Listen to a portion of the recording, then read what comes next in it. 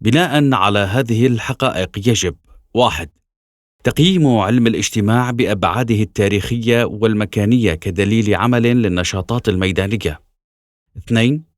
تطوير الحل خارج نطاق النظام القائم بمناهضة الحداثة الرأسمالية اعتمادا على البنود 14 التي سعينا لشرحها أعلاها، وكذلك انطلاقا من حقيقة كون الحداثة الرأسمالية بنية سرطانية مستفحلة تطفح أعراضها على السطح في العديد من الميادين.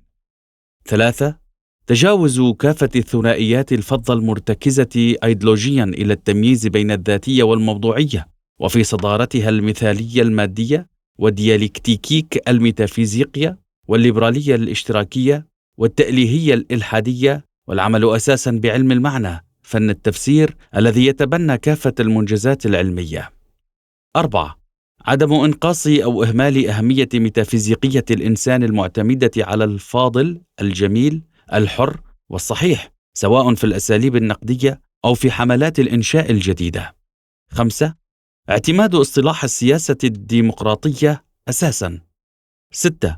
تأسيس الآلاف من منظمات المجتمع المدني يمكن أن تضم من 3 أشخاص إلى آلاف الأشخاص حسب فاعليتها وفوائدها وضرورتها في كافة الميادين التي تتواجد فيها الأزمة والسلطة، وذلك انطلاقاً من اصطلاح السياسة الديمقراطية. 7.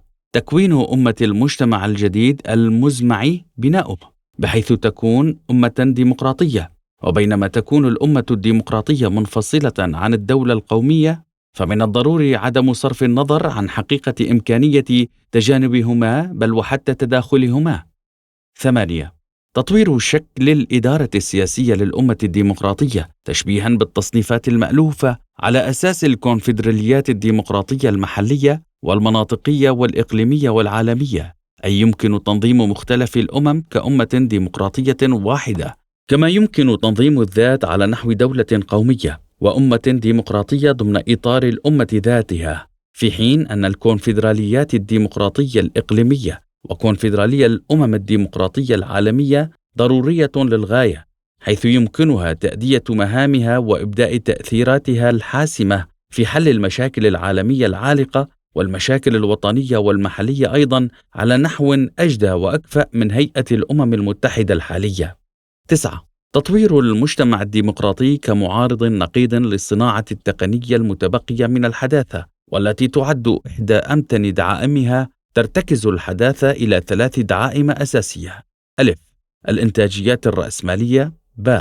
الصناعوية، ج. الدولتية القومية، وإضفاء الطابع الأيكولوجي على الاقتصاد والتقنيات. 10. تمكين الدفاع الاجتماعي من قبل الميليشيات الشعبية. 11. إنشاء الأنظمة الأسرية الجديدة المعتمدة على توجيه المرأة من عبوديتها الغائرة نحو حريتها المتجذرة ومساواتها العميقة، عوضاً عن النظام الذكوري المستند إلى الأسس الهرمية والدولتية الوطيدة. تكفي هذه البنود الأساسية للتعبير عن وجهة نظرنا البراديغمائية التي يمكننا زيادة تعدادها وذكر تفاصيلها بإسهاب أشمل. إننا نعي تماماً أن زمن الحداثة الرأسمالية هو في نفس الوقت الزمان الذي أقامت فيه يوتيوبيات الحرية والمساواة القيامة ولم تقعدها، وقد بذلت الشعوب جهوداً حثيثة وعظيمة في سبيل إحياء هذه اليوتيوبيات، وأريقت بحور من الدماء، وتعرضت الشعوب لتعذيب لا حصر له، وعانت آلاماً مريرة. لذا لا يمكننا اعتبار أن كل ذلك ذهب سدى. وعلى النقيض فسعينا لتحليل كافة هذه المعضلات هو بغاية الوصول بهذا التاريخ إلى تفسير سليم لإنارة دربنا ولتحقيق الالتحام بين يوتيوبياتنا وحياتنا، كي نتمكن من التوجه قدما ومجددا صوب الحياة الخلابة الجذابة والمنسوجة بالعشق والهيام. فالانتقال إلى أنماط الحياة الطوباوية المتميزة بالآمال الراسخة يستلزم بذل الجهود الحثيثة دون كلل أو ملل،